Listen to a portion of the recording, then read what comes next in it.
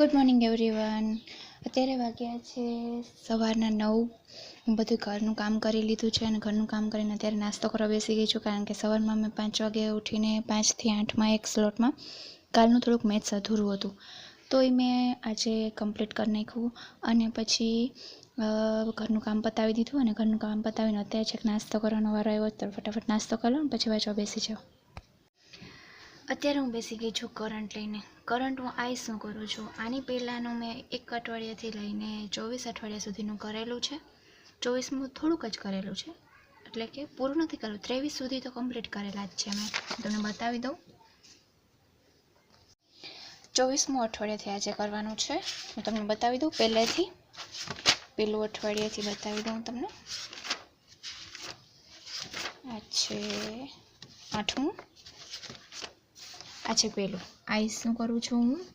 આ પહેલું અઠવાડિયું આઈસનું કરું છું હું. સોરી, ફ્રેમમાં નહોતું આવતું, મને ધ્યાન નહોતું એવું. આઈસનું કરું છું અને પહેલું અઠવાડિયુંથી સ્ટાર્ટિંગ. 1 મિનિટ. ઓકે, દેખાય છે વ્યવસ્થિત? ઓકે, આ પહેલું છે, સ્ટાર્ટ કરું છું.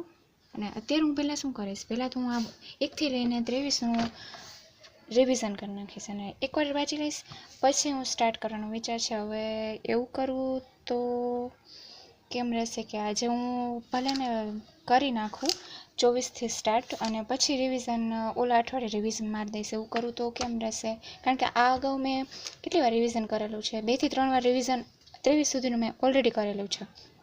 તો આજે ન કરું તો ચાલશે. ચાલો, તો આજે હું 24થી ને ચાલુ કરીશ અને મેક્સિમમ જેટલા અઠવાડિયા થશે, અત્યારે 35-36મું અઠવાડિયું લગભગ આવી ગયું છે આઈસનું, તો ત્યાં સુધી મેક્સિમમ જેટલા થાય એટલા કરવાની ટ્રાય કરીશ આખો દિવસમાં. તો ચાલો શરૂ કરી દઈએ ફટાફટ.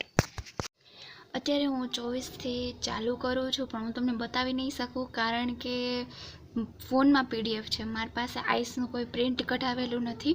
હું ફોનમાંથી જ એની વેબસાઇટ ઉપર કે ટેલિગ્રામ ચેનલમાંથી PDF ડાઉનલોડ કરીશ અને તેમાંથી જ કરીશ.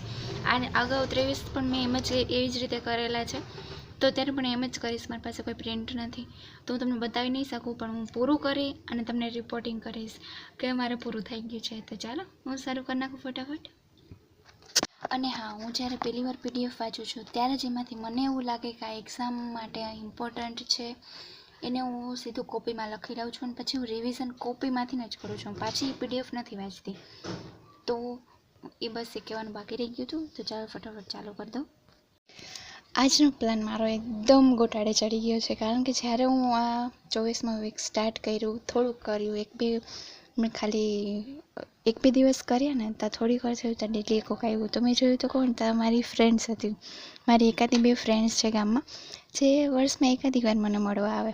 તો આજે મને મળવા આવી અને પછી વાંચવાનું, તો પછી હું એમ તો ન કહી શકું કે મારે વાંચવાનું છે અને મારે વાંચવા બેસવું છે. તો મેં પણ થોડી વાર ટાઈમ બગાડી નાખ્યો. બગાડ્યો તો ના કહેવાય, કારણ કે એ પ્રોટેક્ટિવ ટાઈમ છે. આપણે આજુબાજુના વ્યક્તિઓ સાથે થોડીક વાર તો રહેવું જ પડે. વર્ષમાં 1-2 વાર આપણે એની સાથે બેસીએ, એમાં કંઈ વાંધો નથી. તો મેં આજે થોડોક ટાઈમ બગાડી નાખ્યો અને મારી ફ્રેન્ડ સાથે વાતોચીતો કરી. આખા વર્ષનું જે અમારા ખજાનાના પોટલા હતા એ બધા એકબીજાને આપ્યા અને વાતો કરી અને મોજ કરી, નાસ્તા કર્યા, એવું બધું કર્યું. હવે અત્યારે હું પાછી વાંચવા બેસી ગઈ છું. અત્યારે 4 વાગ્યા છે. મારી ફ્રેન્ડ સવારમાં 11 વાગે આવી હતી અને અત્યારે 4 વાગ્યા છે. તો કેટલી કલાક થઈ તો તમે ગણી જ લેજો, કારણ કે એટલી બધી અમારી આખા વર્ષની વાતો હતી જે ખૂટતી જ નહોતી. પછી પરાણે વળી પછી એના ઘરેથી કોલ આવવા માંડ્યા અને પછી એને એમ થયું કે હાલો હવે જઈએ, એટલે પછી એ જતી રહ્યો અને અમે ખૂબ વાતો કરી. પછી હવે અત્યારે હું તો વાંચવા બેસી ગઈ છું, કારણ કે 4 વાગ્યા છે ભલે ને, પણ તોય સાંજે મારો રસોઈ બનાવવાનો ટાઈમ 6:30-7 વાગ્યા સુધીનો છે. તો હજી મારી પાસે ઘણો ટાઈમ છે. 2 થી 3 કલાક છે જ, 2.5 કલાક તો છે જ ઓછામાં ઓછી. તો મેં કીધું અત્યારે હું પાછું વાંચવાનું ચાલુ કરી દઉં અને જેટલા વીક અત્યારે 24મું સ્ટાર્ટિંગ હતું સવારમાં, એ જ સ્ટાર્ટિંગ છે જ અત્યારે. તો જે થાય, કદાચ આખું નહીં તો 1, 2, 3 જે થાય અત્યારે હું વાંચીશ અને ચાલુ કરી દઈશ, કારણ કે આપણે આપણો ટાઈમ બગાડવો ન જાય. ક્યાંક કરી એવું થઈને બગડી જાય તો વાત અલગ છે, પણ બને ત્યાં સુધી ન બગાડવો જોઈએ. તો હું અત્યારે પાછું ચાલુ કરું છું. તો ચાલુ કરી દઈએ અને હું તમને કહીશ કે મેં કેટલું કર્યું. ચાલુ કરી દઉં.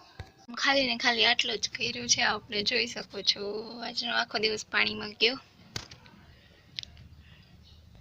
આજનો દિવસ તો ખબર નહીં કે પ્રકારનો હોય ગયો તો વાંચવા સિવાય બધી વસ્તુ થઈ ગઈ છે.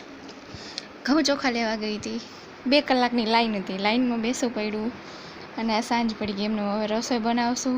મળીએ કાલ.